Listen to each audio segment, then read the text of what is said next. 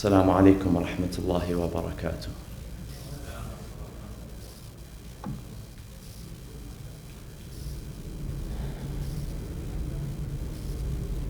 أعوذ بالله السميع العليم من الشيطان اللعين الرجيم. بسم الله الرحمن الرحيم. الحمد لله رب العالمين، والصلاة والسلام على أشرف الأنبياء والمرسلين، حبيب إله العالمين أبي القاسم المصطفى محمد،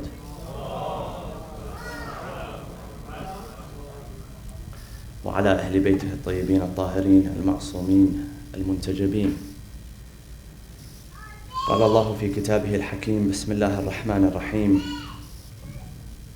ولا تقولن لشيء إني فاعل ذلك غدا إلا أن يشاء الله، واذكر ربك إذا نسيت، وقل عسى أن يهديني ربي لأقرب من هذا رشدا.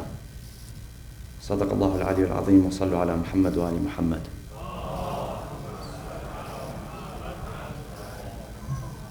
For the soul of the late Ayatollah Muhsini, who was truly one of the most influential scholars of Ahlul Bayt, of the school of thought of Ahlul Bayt in Afghanistan, who had written dozens of books, had led the Shiite community in Afghanistan through all of the trials and tribulations and challenges, who was truly a scholar by every measure of the word, who had passed away recently. In his remembrance, let us recite a Surah Al-Fatiha. Bismillah.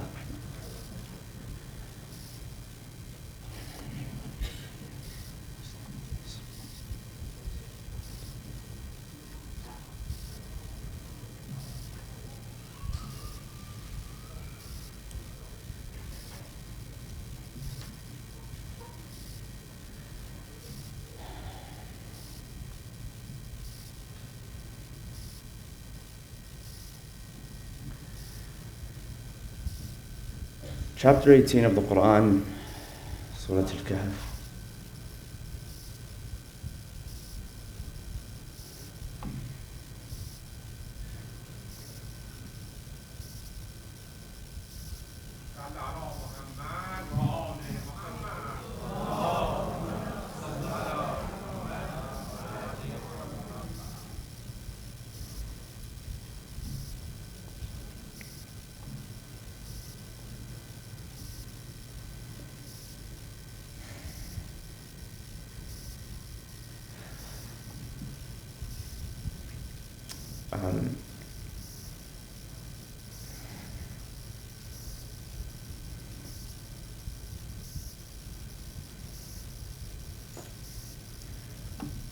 This lecture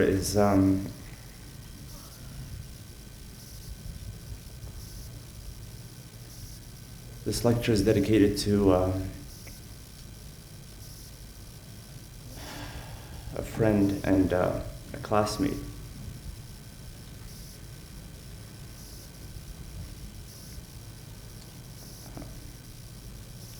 who passed away this week.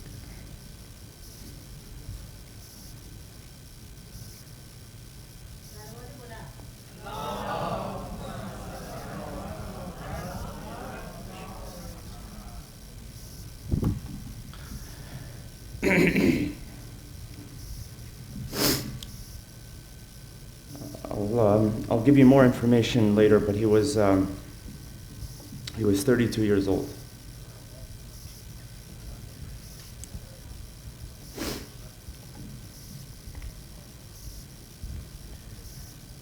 So I really had I had no idea what I was going to speak about, really.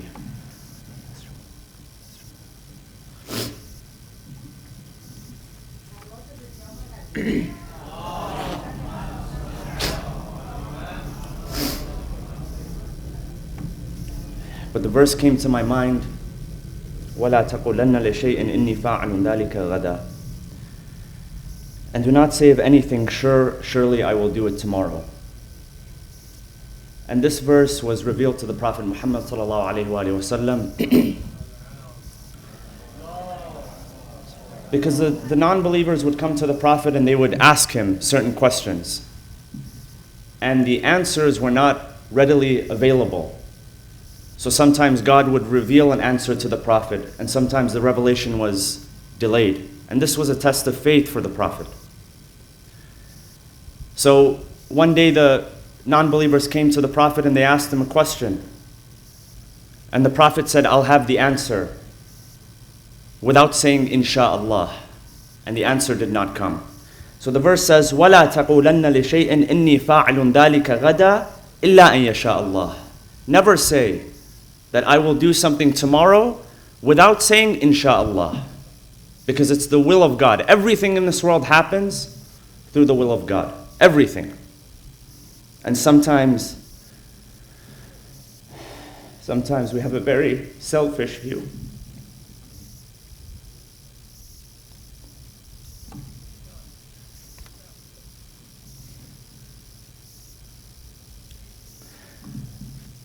You know, the accepting the will of Allah subhanahu wa ta'ala.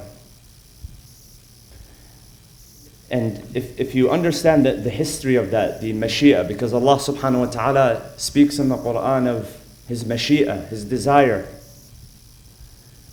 His will, and also His desire. And the first time that, if you study the history of theology, the first time that theologians tackled this issue was after Ashura, because they asked themselves, the community asked themselves, how could this happen? This is the grandson of the Prophet, this is the entire family of the Prophet. How could God allow something like this to happen? The question of theodicy, the question of evil, and how God allows evil to happen. So one of the scholars, he said that there's a difference between the will of God and the desire of God. So everything happens with the will of God. Everything. There's nothing in this world that happens without the will of God. But God does not desire for everything to happen. Allah talks about His desire, what He loves to see. And there are things that Allah does not love to see happen. That's why Allah says, إِنَّ اللَّهَ يُحِبُّ. Allah loves, for instance, التوابين ويحب المتطهرين. And then Allah also says, you heard the verses in Surah Luqman, إِنَّ اللَّهَ لَا يُحِبُّ. There are things that God does not love, does not desire. But even if He doesn't desire it, even if it's not pleasant, it's still part of His will. So this verse was revealed to address some of those concepts. If you read verse 23 on its own, there's a lot of meaning in it. وَلَا تَقُولَنَّ لِشَيْءٍ إِنِّي فَاعِلٌ ذَلِكَ غَدًا. Don't put things off. In other words, do not procrastinate with things that are important in your life. If you read about procrastination, there's decades of psychology dedicated to understanding why people procrastinate. And the definition of procrastination is to unnecessarily postpone a decision or action. Sometimes there's a decision or action that you postpone it because it's a necessity. So for instance, buying a new home when you can't afford to, or buying a new car when you can't afford to. You're postponing it, you're delaying it, but this is not procrastination. Procrastination is when something is necessary, meaning that it is urgent, meaning that it is important, meaning that it lines up with your values, meaning that it lines up with what you believe to be true, and you delay that thing. You put it off.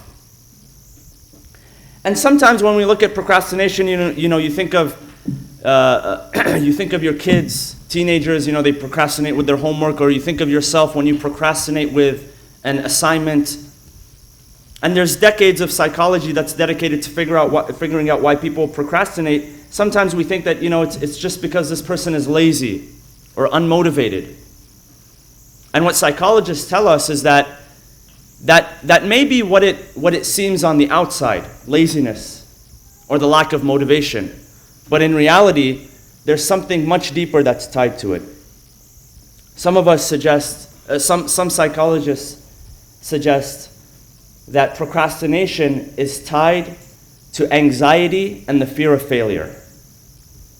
See, in our bodies, if you've heard of the terms, if you're familiar with the terms acute and chronic. So, some people, they have acute symptoms. Acute symptoms, they refer to what is apparent, what is outward. Chronic, however, when you talk about a chronic illness, it refers to the root cause. It refers to something which is internal. So sometimes people, for instance, after many years of neglecting their health and not exercising properly or not sleeping the amount that they should, or smoking or whatever behaviors they engage in, they start to develop chronic heart illness, chronic heart disease. They get, for instance, carotid arteries. And sometimes, if they're lucky, they can start to fix that to where the acute symptoms disappear. But just because the acute symptoms disappear, it doesn't mean the chronic symptoms have disappeared as well. So that's why some people, they fix their life. They'll say they'll get a scare, a heart attack, and then they'll start to fix their life. They'll start to diet and exercise.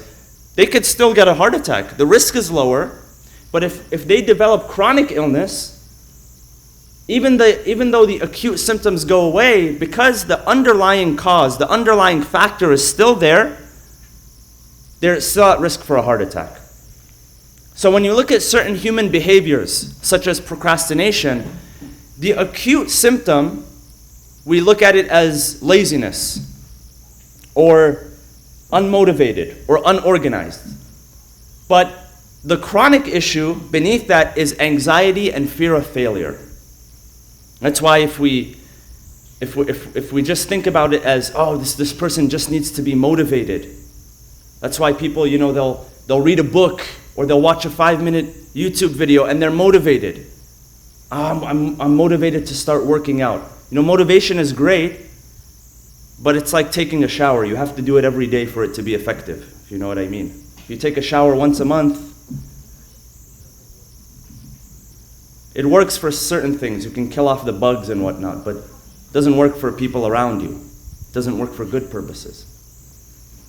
So, and I was reading something recently, and along the same lines, if you remember a couple of weeks ago, 2-3 weeks ago, I was talking about the book Self-Love by Robert Schuller, and he talks about guilt the same way. When we look at guilt, sometimes we feel guilty. He says the following. He says, guilt, it's a surface thing. There's something deeper when it comes to guilt. So guilt is the fear of exposure. The fear of exposure is really a fear of judgment. The fear of judgment is really a fear of rejection. Fear of rejection is actually a fear of humiliation, and the fear of humiliation is really fear of the loss of self-love. So one thing leads to another, and that's why we end up feeling guilty. So in order to cure that, you have to go to the root cause. So it's not just, when it comes to procrastination, it's not just being lazy, it's not just being unmotivated, it's not just being unorganized. You can fix those things, but you'll still procrastinate. That's why some people, they'll say, okay, you know what? I got to get my desk organized. They're procrastinating, they're putting it off. They'll fix the entire desk, and then nothing happens.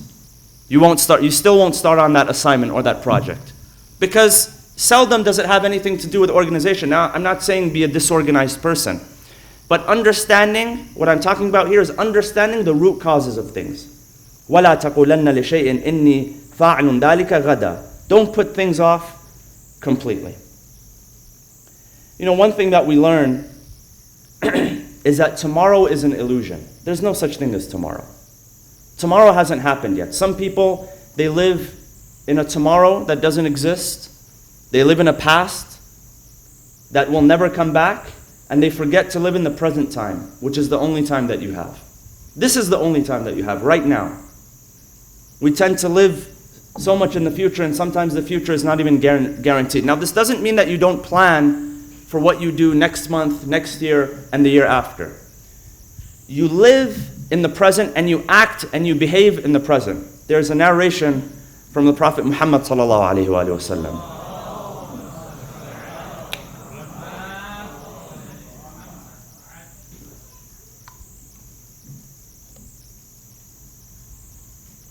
He says,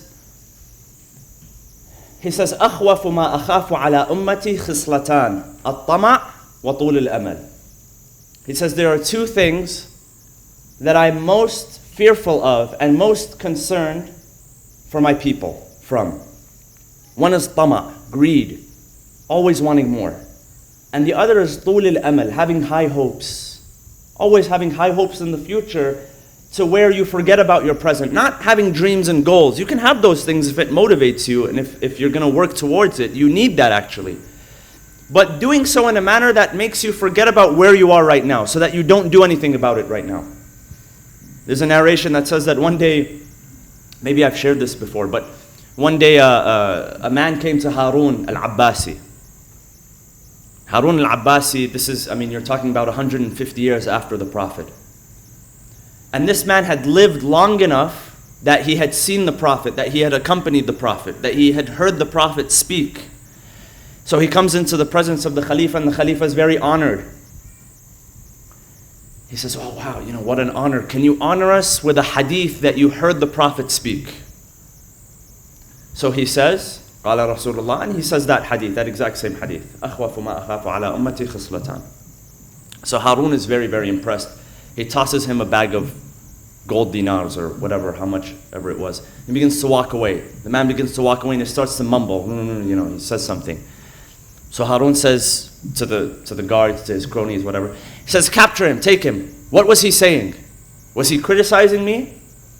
They bring him back. He says, were you criticizing me? He says, no, Ya Amir al-Mu'mineen, I wasn't criticizing you. I was just thinking to myself in my mind that if I come back next year, he's already more than 150 years old. If I come back next year and I narrate another hadith to Amir al-Mu'mineen, will he give me the same amount or will he give me more or will he give me less?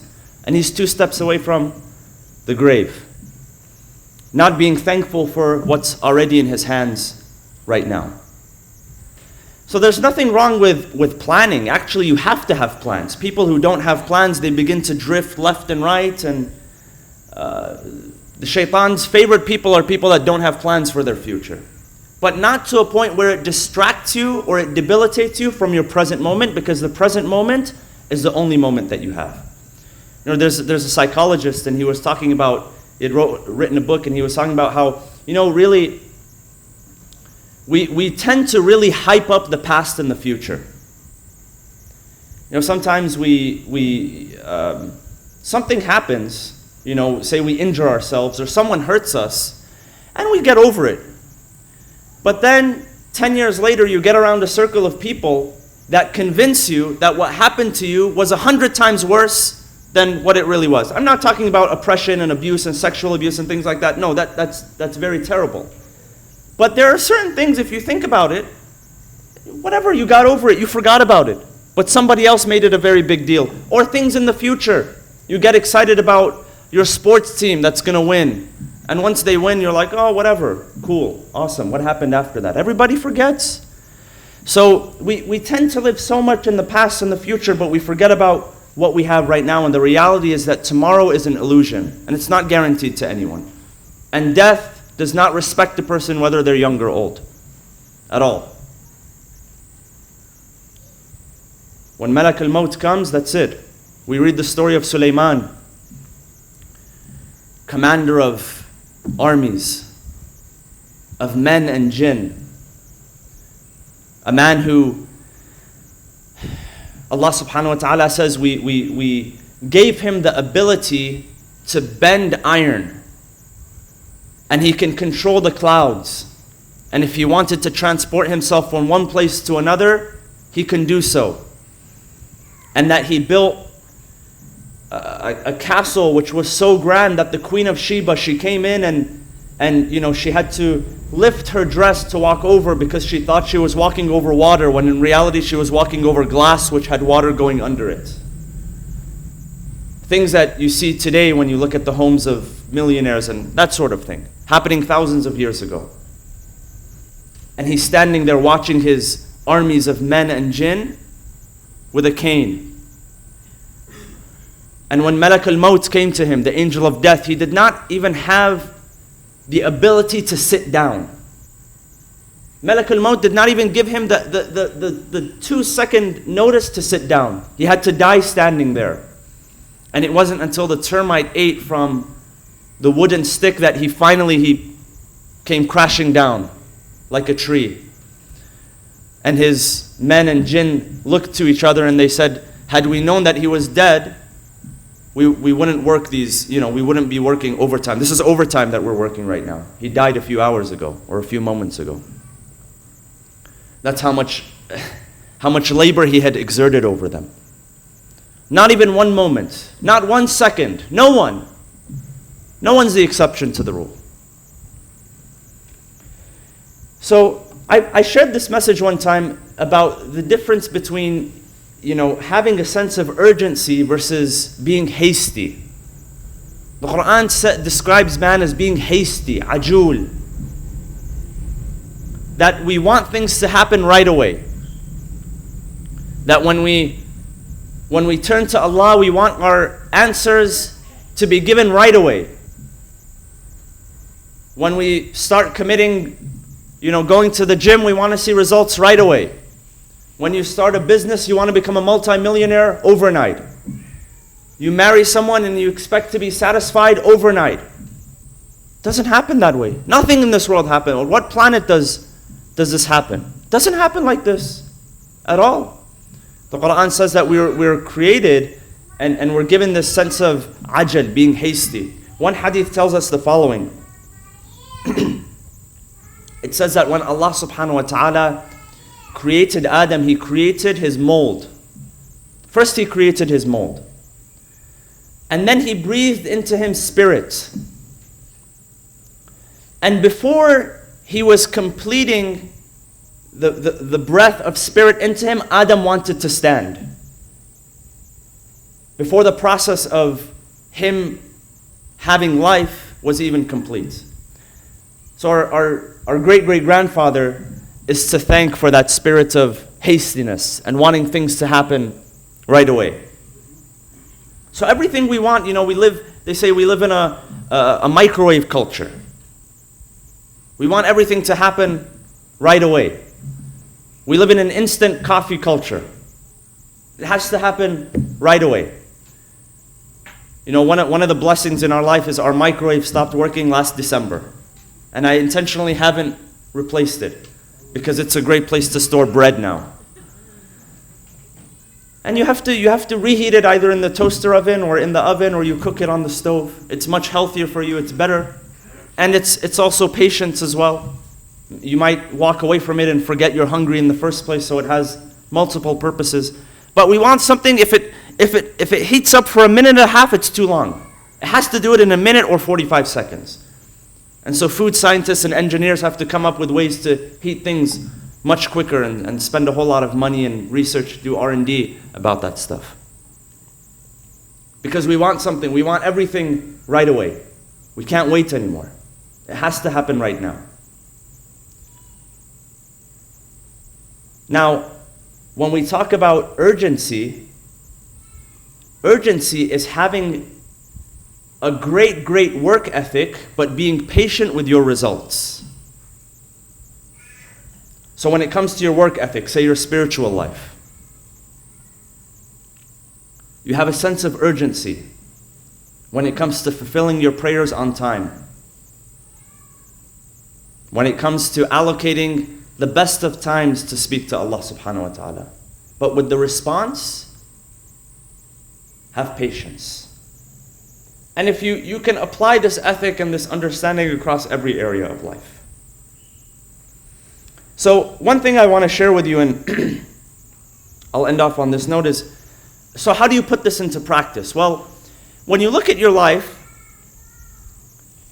imagine 4 quadrants, thinking about what is urgent and important. There are things in your life that are urgent and they are important, such as, for instance, a health crisis or a family emergency. It's urgent and it's also important. Then there are things that are urgent but they're not important, which is 95% of our distractions in life.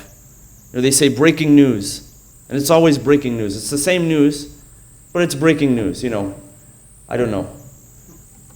Khloe Kardashian finds her 15th baby daddy, something like that. And it's always urgent. It's always urgent. It's breaking, it's in your face, but it's not important at all. Then there are things that are not urgent and not important at all. And then there are things that are important, but they're not urgent. So when it comes to prioritizing your time, sometimes there are things that are urgent that you can't get away from, like a family emergency. It's urgent and it's important. You have to ask yourself, whenever something pops up, is this important or is it not important? But the most effective thing to do with your life, and this is what the verse speaks to really, وَلَا تَقُولَنَّ لِشَيْءٍ إِنِّي فَاعِلٌ ذَلِكَ غَدًا, means to place your time and invest your time in areas that are important but not urgent. Such as what? Your health. It doesn't do a whole lot of good for you to have terrible health habits for 60 years and then all of a sudden you have a crisis and then you say, you know what? From tomorrow, I'm going to start taking care of my health. It may work temporarily, but again, acute versus chronic. Or when it comes to your finances, or when it comes to your relationships, or when it comes to spiritual life. If you think about it, most people in these areas, the reason they're falling behind is because they're looking at all of the things that are not important in their life. Have a sense of urgency when it comes to the things that are important, that are not urgent. So that way, if you take care of your health, you don't have to worry about a health crisis as much. Of course, everything is in the hands of Allah subhanahu wa ta'ala.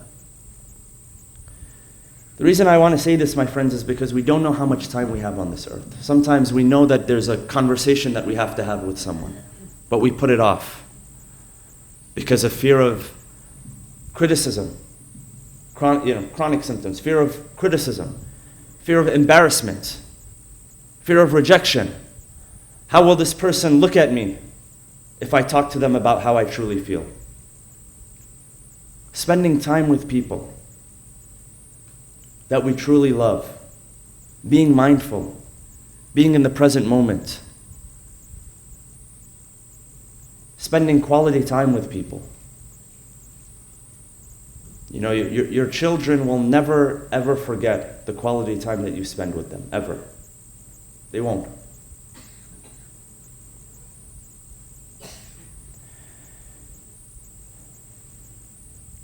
So having a sense of not putting off things that are important in our life. We don't know how much time we have. In the case of this friend, I was really conflicted whether I should even bring it up in the first place, but he was, and I don't mean to be the bearer of negative news, but I feel a responsibility to now share. He was a classmate of mine. His name was Shahzad Khan, and he was a year older than me, 32 years old. He was married. He had 2 children, 2 daughters, one 4 years old and one less than a year old. And this past Saturday, he was with some friends and family up in Kern County, near Bakersfield, near the Kern River. And there was the turnout. And they had parked their car, and he had placed his feet in the river and got swept away and was missing.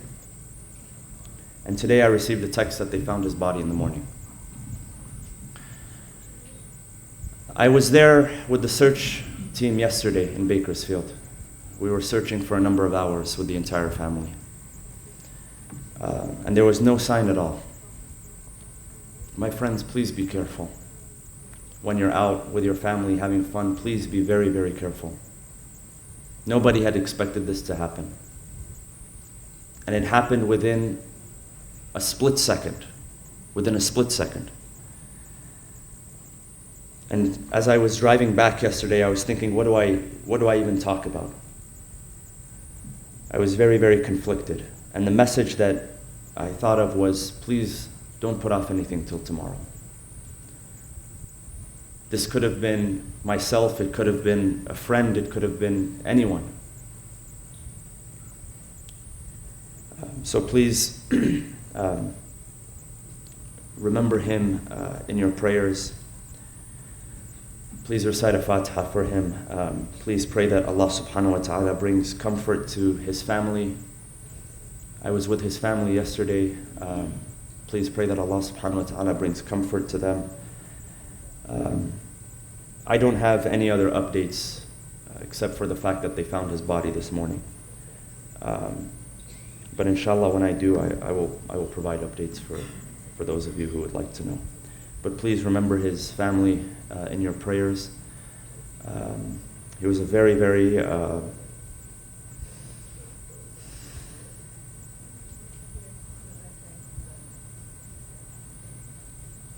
he was a family man. He was very bright and intelligent, and he was a believer. He was a mu'min.